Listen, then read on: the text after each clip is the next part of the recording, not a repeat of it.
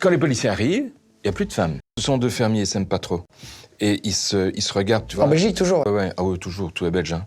Donc deux fermiers s'aiment pas, et ils se regardent régulièrement. T'as le fermier d'un côté qui regarde son voisin, et il constate que son voisin porte le corps de sa femme et le jette au cochon. Là-dessus, il téléphone à la police téléphone au parquet, le parquet me téléphone en me disant « Philippe, il paraît qu'il y a une dame qui a été jetée au cochon, j'envoie la police, prépare-toi ». Écoute, envoie d'abord les policiers, on verra bien après. C'est quoi cette phrase, une femme qui a été jetée au cochon? Ouais, attends, pas fini. Quand les policiers arrivent, il n'y a plus de femmes. Ils font le tour de la maison, ils trouvent rien, il n'y a pas de traces de lutte, il n'y a rien du tout, il n'y a pas de sang. Mais dans l'auge à cochon, il y a une dizaine de cochons quand même.